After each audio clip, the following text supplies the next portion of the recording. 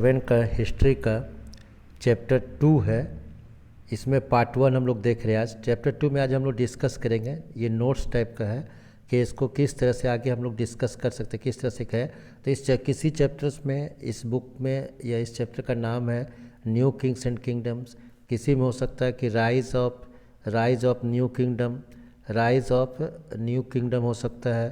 तो अलग अलग नाम से किसी बुक में दिया हुआ है। तो यहाँ पर एक्चुअली जो मेन चीज़ है कि न्यू किंगडम्स होगा।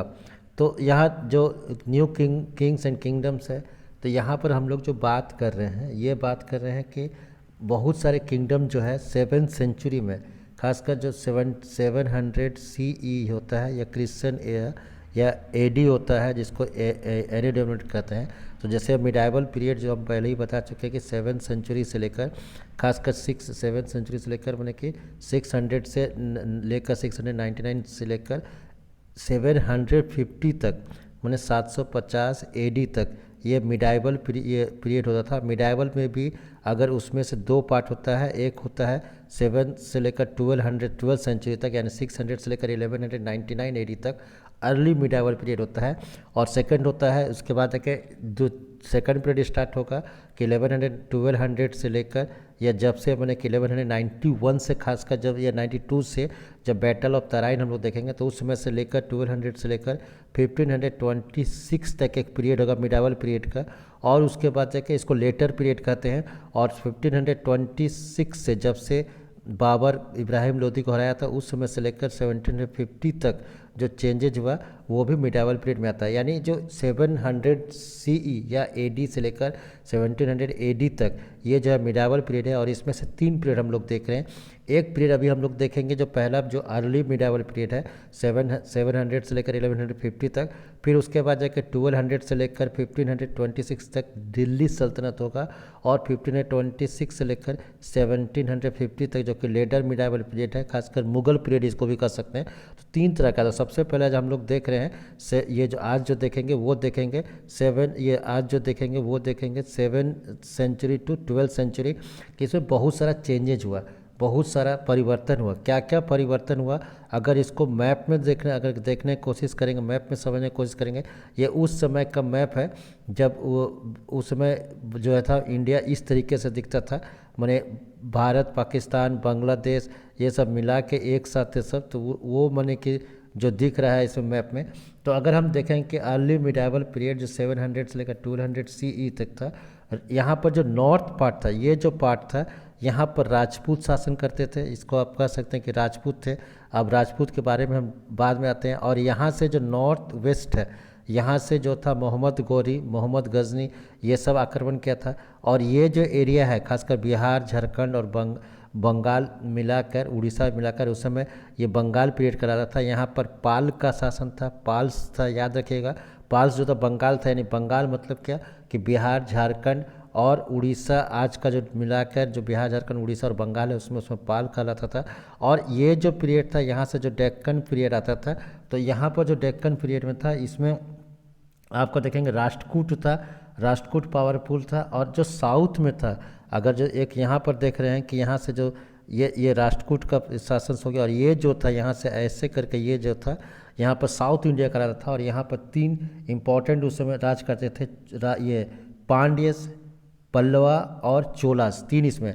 तो यानी आप देख रहे हैं फिर से अगर इसको मैप को गौर करेंगे तो अगर उसमें जो 700 लेकर 1150 तक यहाँ पर जो था साउथ इंडिया था, यहाँ पर जिनका शासन था 3 लोग पावरफुल थे, चोला, पल्लवा और पांड्यास। और उसके बाद देखिए जो डेक्कन पीरियड आता था, यहाँ पर राष्ट्रकूट कहलाता था, खासकर महाराष्ट्र। और थोड़ा सा ऊपर का पीरियड हो गया मध्य प्रदेश का। और ये जो ऊपर का जो नॉर्थ इंडिया था, यहाँ पर राजपूत शासन करते थे। और यहाँ पर ये जो यहाँ तक जो बच रहा था ये था पाल्स कहते थे। पाल मतलब कि बंगाल, बिहार, झारखंड, उड़ीसा का पीरियड।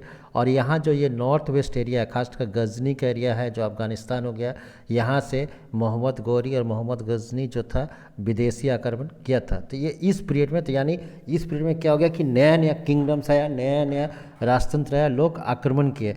तो यहाँ पर इसको यही समझना, हम लोग सबसे पहले यहाँ पर आते हैं कि ये जो पीरियड था राजपूत कौन थे। शुरुआत में जो पहला डिस्कस करेंगे चैप्टर स्टार्ट करने से पहले कि राजपूत थे कौन, राजपूत कौन लोग थे, राजपूत जो थे। तो राजपूत कौन थे इसका इसका डिस्कस करेंगे।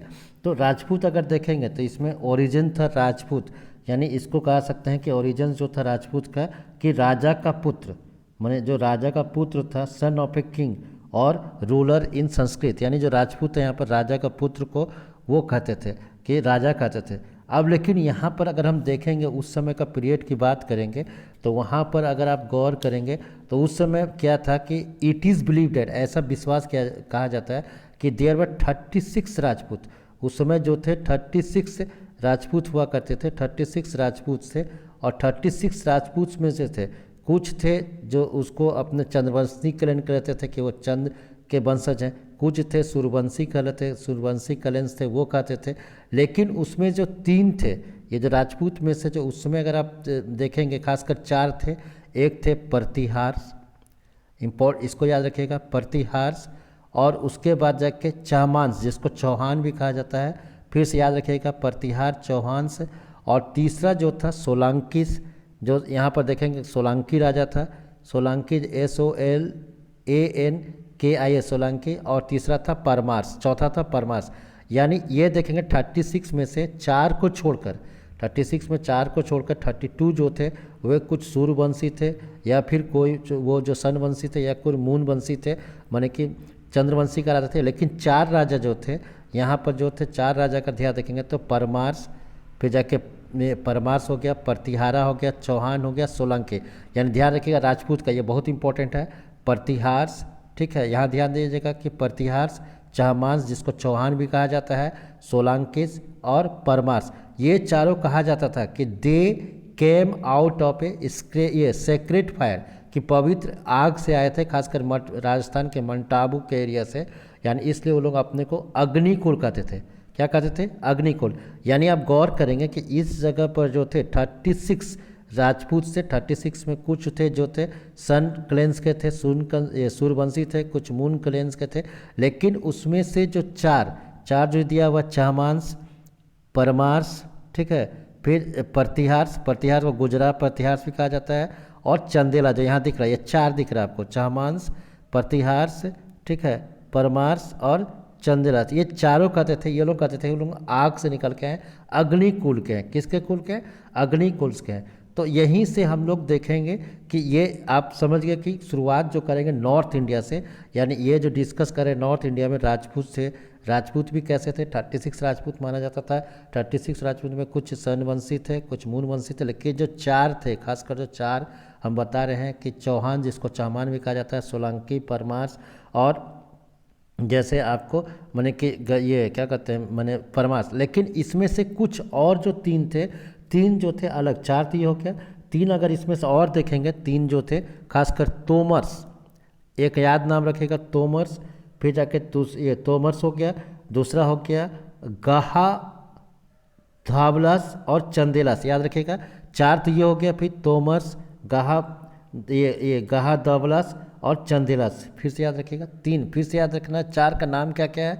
तो 4 का नाम फिर से याद रखना है कि जो 4 थे चाहमांस, ठीक है, गुज्जर प्रतिहारस, परमार्स और चंदेला, ये 4 हो गए। और इस 4 को छोड़कर 3 तोमरा, फिर गाहा दावलास और जो थे वो जो तीसरा थे चंदेलास। यानी 4 नाम यहाँ देखिए, यहाँ नहीं आया 4 नाम, चाहमांस आया हुआ है, फिर जाकर गुजरात प्रतिहारस आया, परमार्स आया है, फिर चंदेला। उसको छोड़कर जो अगर यहाँ देखेंगे तो यहाँ पर थे तोमर्स, फिर जगह तोमर्स के बाद जाके जो दूसरा थे गाहा दवला और चंदस। तो ये 4 तो डिक्लेयर कर चुके थे कि वो बोले थे कि अग्निकुल के थे। और इस 4 को छोड़कर जो 3 थे ये भी जो छोटे थे लेकिन ये भी अग्निकुल के मानते हैं। तोमर्स क्यों हम बोल रहे हैं कि तोमर्स बहुत इंपॉर्टेंट है, क्योंकि तोमर्स ने ही दिल्ली को फाउंडेड किया था, द सिटी ऑफ उस दिल्ली का। उस समय अगर कहेंगे ये सिटी जो कहलाता था, अगर उस समय कहलाएंगे तो ये जो सिटी कहलाता था ये दिल्ली का जो है यहाँ पर मैप में नहीं दिया हुआ, जैसे इंद्रप्रस्थ दिया हुआ है, एक्चुअली उसका जो इंद्रप्रस्थ जो था उसमें उसको उन्होंने नाम दिया था दिल्ली का। किसने नाम दिया था? दिल्ली का तोमर्स, जो कि आज दिल्ली कहलाता है। तो इसीलिए लिखा हो कि द सिटी ऑफ दिल्ली का, और Delhi was founded by the Tomar rulers in the 8th century, खासकर 712 AD। और एक्चुअली डेट होता कन्फ्यूजन है, किसी बुक में 712 लिखता है, किसी में 714 लिखता है। इसलिए लिखा जाता है कि द सिटी ऑफ दिल्ली का और Delhi was founded by the Tomar rulers in the 8th century. और बाद में इसको कौन कब्जा कर दिया, जो तोमर्स के बाद जाके इसको कब्जा कर दिया। अगर यहाँ देखेंगे जो पावरफुल था चौहान्स, जिसको हम लोग जैसे चामांस भी कहते हैं या चौहान्स, तो ये चौहान्स जो था, ये जो चौहान जो था, जैसा बोलेंगे पृथ्वीराज चौहान नाम आएगा। तो ये अब पहले बात करते हैं चौहान की चर्चा करते हैं। चौहान कौन था, तो चौहान जो था ruled around the area of Delhi, जो दिल्ली था, और यहाँ से आजमेर, जो राजस्थान का पार्ट था आजमेर, यानी दो जगह। उस समय दिल्ली का नाम था उसका, दिल्ली का, आज जो दिल्ली है उसमें उसका नाम दिल्ली का था, जो कि तोमर ने स्थापना किया था। और उसके साथ जब तोमर्स को हरा कर चौहान जो था वो दिल्ली और आगरा मिलाकर अपना स्टेट बनाता है। और उसके जो इम्पोर्टेंट राजा थे वो थे पृथ्वीराज चौहान। पृथ्वीराज चौहान क्यों इम्पोर्टेंट थे, तो पृथ्वीराज चौहान जो थे, अगर देखेंगे आगे जाके डिस्कस करेंगे आगे चैप्टर में, तो वहाँ पर जो डिस्कस करेंगे वहाँ पर था मोहम्मद गौरी, ये मोहम्मद गौरी। तो मोहम्मद गौरी जो था वो जो था मोहम्मद गौरी था, वो आक्रमण किया था 1191 में। हम लोग जब चौहान देख रहे हैं, तोमर तो देखे, तो चौहान जब देखेंगे तो 1191 में जो था मोहम्मद गौरी वो आक्रमण किया था बैटल ऑफ तराइन में। तो उस समय जो था पृथ्वीराज चौहान जो था, और ये देखना तराइन है कहाँ, TARAIN, जो दिल्ली है वहाँ से 80 किलोमीटर, 80 माइल्स, 80 किलोमीटर नहीं 80 माइल्स, और 1 kilometre equal to 1 mile equal to 1 mile जो होता है वो इक्वल टू 1.6 किलोमीटर लगभग होता है, 1.5 से ज़्यादा किलोमीटर 1 माइल होता है। तो जो तराइन था वो दिल्ली से 80 माइल्स दूर था। और वहाँ पर जो था पृथ्वीराज चौहान जो था बुरी तरह से मोहम्मद गौरी, जो कि नॉर्थ वेस्ट से मोहम्मद गौरी और मोहम्मद गजनी दो नाम आएगा, तो 1191 में जो मोहम्मद गौरी को जो पृथ्वीराज चौहान ने बुरी तरह से हरा दिया था। लेकिन पृथ्वीराज चौहान जो था वो खुश हो गया मोहम्मद गौरी को हराने के बाद, और वो आराम करने लगा। लेकिन मोहम्मद गौरी क्या किया, वापस लौटा और अच्छी तरीक़े से। But Mohammad Ghori within year, 1 साल के अंदर विदिन ईयर जो था Mohammad Ghori return with the better preparation, कि अच्छे तरह से तैयारी करके एंड प्लानिंग विदिन ईयर, कि 1 साल के अंदर वो वापस आया। और इस समय जो था पृथ्वीराज चौहान बहुत सारे राजा को बातचीत भी किया कि वो साथ दे मोहम्मद गौरी की जो दोबारा आया था उसमें आक्रमण करे, सभी राजा को बोला, लेकिन कोई राजा तैयार नहीं हुआ। और इस तरह से बैटल ऑफ तराइन जो 1192 को मोहम्मद गौरी ने पृथ्वीराज चौहान को हरा दिया। तो इसकी चर्चा हम लोग यहाँ पर जो था आगे हम लोग फिर से डिटेल से आएंगे नेक्स्ट पार्ट में। तो यहाँ पर जो हम लोग देख रहे हैं कि यहाँ पर जो चौहान था, उसके बाद जाके तोमर के बाद जाके चौहान इंपॉर्टेंट हो गया। और इसमें आपको नाम याद होगा चंद्रवरदाई का, तो चांद वरदाई का, जिसने पॉपुलर इपिक पोएम था, जिसने पृथ्वीराज चौहान के बारे में पूरा जो लड़ाई था उसके बारे में लिखा था। अब इसके बाद जाके जैसे हम बताए थे कि 4 को छोड़कर 4 जो थे इम्पॉर्टेंट थे, खासकर जैसे अगर उसमें देखेंगे कि जैसे अभी हम लोग चौहान का डिस्कस कर लिए, फिर जाके यहाँ पर गुर्जर प्रतिहारा का डिस्कस करते हैं, गुर्जर प्रतिहारा जो है इसका डिस्कस करते हैं। तो ये जो शासन करता था ये जो था इसी पीरियड में था जहाँ दिया हुआ वेस्टर्न यानी नॉर्थ इंडिया में था। और ये खासकर जिसको आज का हम लोग राजस्थान कहते हैं, तो वहाँ पर जो सबसे पावरफुल लीडर था जो गुर्जर प्रतिहारा का था वो था, जैसे हम लोग चौहान का देखे पृथ्वीराज चौहान, और गुर्जर प्रतिहारा का जो था वो था नागभट्ट। कौन था, नागभट्ट। तो नागभट्ट जो सेकंड, नागभट्ट जो था एक था, और उसका बेटा जो था नागभट्ट जो फर्स्ट था was the most powerful ruler of the Pratihara dynasty. और ये जैसे था, और इसका खासकर जो इसमें से और राजा भी हुआ, खासकर वत्स राजा, या जैसे देखें राजा भोज का आप कहानी चलता है गंगू तेली, तो राजा भोज भी इसी का राजा था। राजा भोज भी इसका बड़ा फेमस शासन हुआ, और खासकर ये बहुत बड़ा शासन नॉर्दर्न इंडिया में राजा भोज कर दिया। और उसने कन्नौज को, जो राजा भोज था कन्नौज जो कि बहुत इंपॉर्टेंट प्लेस था उसे माना जाता था, तो कन्नौज जो होता है KANNUJ होता है, कन्नौज जो होता है, तो उसको उसने कब्जा किया था। तो राजा भोज और एक चीज़ के लिए फेमस था, वो था चांदी का सिक्का जो था भारत में पहली बार राजा भोज ही लाया था, कि उसका चांदी का सिक्का, इसलिए उसको कहा जाता है राजा भोज और गंगू तेली। तो इस तरह से जो था इसमें जो था पहली बार विष्णु का जो अवतार 12 जो था सुअर का रूप जो है इस सिल्वर कॉइन में दिखाया गया था। राजा भोज जो था इसको ये क्या था, राजा भोज का जो लड़का था महेंद्रपाल फिर वो राजा बना, तो वो भी इसको कंटिन्यू किया। तो ये हम लोग डिस्कस कर रहे थे, इसका माने कि ये चौहान डिस्कस हो गया, प्रतिहार डिस्कस हो गया।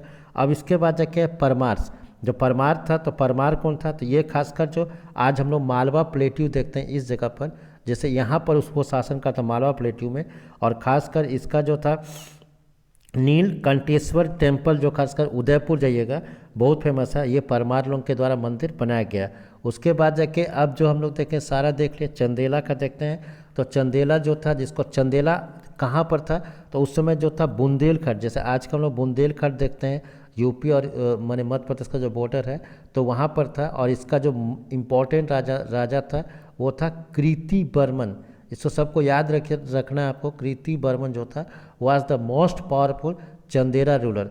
और इसमें खास कृति बर्मन जो एक बनाया था उस समय, इसका जो चंदेला का ये जो राजधानी था खजुराहो। खजुराहो आपको याद होगा कि अजंता का जो गुफा या जो कैप ऑफ अजंता है वो था चंदेला का कैपिटल था।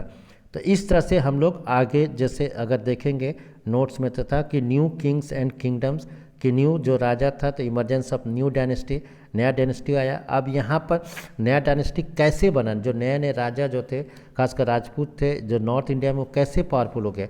तो इसके पीछे एक कारण था कि उस समय के जो राजा थे, जो बड़े बड़े जो विद्वान होते थे या योद्धा होते थे, लड़ने वाले होते, वो लोग को ज़मीन दान में दे देते थे राजा, और धीरे धीरे ज़मीन देकर वो लोग पावरफुल हो गए और उसको समन्तास कहते थे।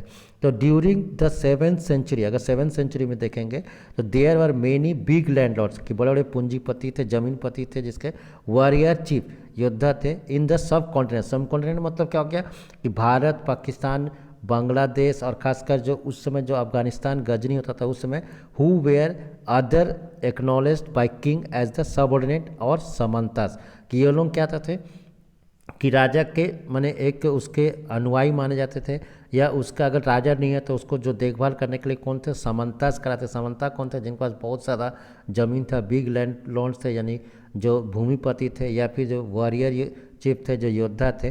तो समंता क्यों इंपॉर्टेंट हो गया, तो samanta were expected to following for the king. और समंता जब भी राजा से मिलते थे तो राजा के लिए उपहार लेके आते थे, bring gift for them, attend their court, उसके दरबार में वो भागीदारी करते थे, अटेंड करते थे मीटिंग में, और provide them with military support, और उसको सैनिक भी सपोर्ट करते थे। नहीं, समंता इतना पावरफुल थे कि वो अपने साथ जो थे सैनिक भी रखते थे, और खासकर सैनिक रखने के बाद जाके वो मैंने पैसा भी देते थे राजा को, और राजा खुश होते थे।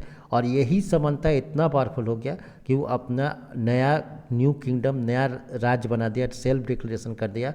और ये सब खासकर इम्पोर्टेंट नॉर्थ इंडिया में देखेंगे तो राजपूत था, जैसे अभी बता चुके हैं कि 36 राजपूत में से 4 को छोड़ दिया जाए तो बाकी सब सन क्लेन के थे, मून क्लेन के थे, सूर्यवंशी थे, चंद्रवंशी थे, और बाकी जो 4 थे वो बोलते थे अग्निकुल, की वो आग से आए हैं।